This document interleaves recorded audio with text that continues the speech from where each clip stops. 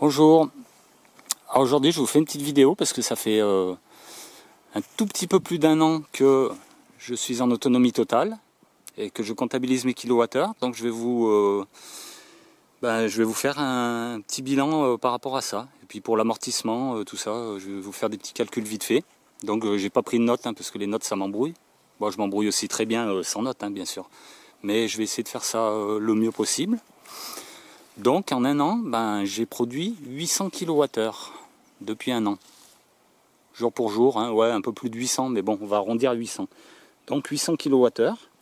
Et mon installation m'a coûté 3600 € il y a un peu plus de 2 ans. Non, un peu moins de 2 ans, pardon.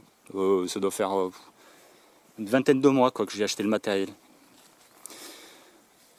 Donc depuis un an, j'ai amorti pour moi, hein, selon mon calcul, je payais 100 € d'électricité EDF par mois. Donc depuis un an, 12 mois plein, ça fait, pour l'instant, j'ai amorti 1200 € sur mes 3600 € de base. Après, j'ai vu dans les commentaires de ma vidéo précédente qu'il y a des gens, ah mais non, on calcule pas comme ça. Bon, donc je vais vous faire un autre calcul. Donc mes 800 kWh, alors je vais les compter à 10 centimes hors taxe. C'est un peu plus, hein, c'est entre 12, 14.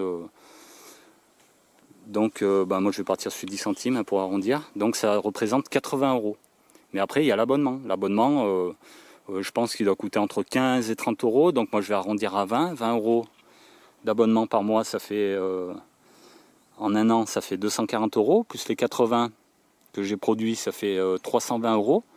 Donc en 11 ans, j'ai amorti mes 3600 €. En plus, mon matériel a quasiment 2 ans. Je l'avais payé 3600 €. Là, il y a quelques mois, j'ai regardé exactement le même matériel, hein, les panneaux de même puissance. Les 4 batteries et l'onduleur de même modèle, les 4 batteries équivalentes aussi. Il n'y en a plus que pour 2700 €. C'est-à-dire qu'en achetant aujourd'hui le même matériel, je l'aurai amorti en 27 mois, selon mon calcul. Hein. Parce que moi, je payais 100 € d'électricité par mois. Donc, je base mon amortissement là-dessus. Et sinon, selon l'autre calcul, comme je vous ai dit, ça fait 11 ans. Voilà. Ensuite, qu'est-ce que je voulais vous dire qui me semblait intéressant ou important?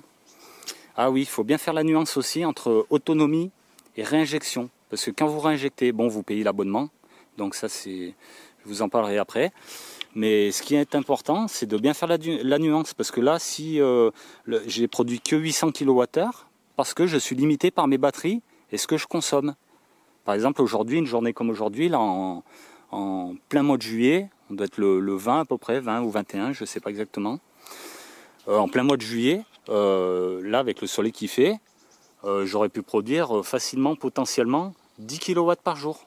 Et alors que là, aujourd'hui, j'ai produit 4 kWh et j'ai rempli mon ballon d'eau chaude. J'ai rempli mon ballon, j'ai utilisé mon ordinateur, mon frigo tourne, j'ai fait 2 machines à laver. Et voilà, ça m'a coûté que 4 kWh. Donc moi, ce qui passe par mon compteur, c'est uniquement ce que je consomme et pas ce que je peux produire potentiellement. Donc il faut bien faire la nuance. Je pense que par an, en réinjection, j'aurais pu produire sûrement pas loin de 2000 kWh. Voire peut-être un peu plus ou un tout petit peu moins, mais en gros dans ces eaux-là, quoi. Donc c'est pour ça que j'ai vu aussi dans certains commentaires que les gens disaient « Ah, c'est très peu et tout, ça vaut pas le coup ». Mais il faut bien regarder comment est faite votre installation. Parce que du stockage, c'est pas illimité, quoi. Une fois que les batteries sont pleines, elles ne demandent pas plus. Hein. Les panneaux, on ne peut plus absorber la production. Donc voilà. Ensuite, je voulais vous faire aussi la comparaison. Je vous disais pour l'amortissement, ouais. Donc là, par exemple, le mois de juillet, j'ai produit environ 120 kWh. Alors qu'avant, chez EDF, quand je payais 100 € par mois, j'en consommais 500 kWh. Et pourtant, j'ai exactement le même confort l'été. Pas l'hiver, je ne sais pas si vous avez vu ma vidéo précédente. L'hiver, c'est un peu plus compliqué. On n'a pas l'eau chaude, il faut que je trouve une solution, mais bon, c'est pas comparable. Mais par contre, si je compare l'été, je consommais 500 kWh et là aujourd'hui avec mes panneaux solaires avec 120 kWh j'ai exactement le même confort. J'ai toujours mon réfrigérateur, toujours ma machine à laver, toujours mon ballon d'eau chaude. Par contre le ballon d'eau chaude je l'ai remplacé. Je vais vous dire pour être sincère, la vraie différence c'est qu'avant j'avais un ballon de 300 litres d'eau chaude et je prenais une douche de 15 minutes, je ne me privais pas. Donc c'est pour ça que je consommais peut-être énormément aussi. Mais alors qu'aujourd'hui, j'ai un ballon de 50 litres qui me suffit à prendre une douche de 5 minutes et faire la vaisselle tous les jours aussi. Donc j'ai le confort vraiment équivalent. Il suffit, j'ai juste changé 2-3 habitudes, c'est-à-dire pas me laver les mains à l'eau chaude, pas laisser couler l'eau tiède quand je me brosse les dents. Et voilà, et sinon, vous voyez, ça, avec 120 kWh, je fais l'équivalent de 500 kWh chez EDF. Voilà où je voulais en venir. Donc en faisant un peu attention, on s'en sort très facilement. Par contre l'hiver, oui, c'est beaucoup plus compliqué. Parce que l'hiver, je ne produis pas 120 kWh. Hein.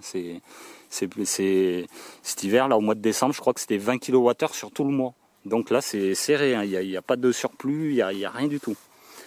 Donc voilà, c'était pour vous dire par rapport à ça.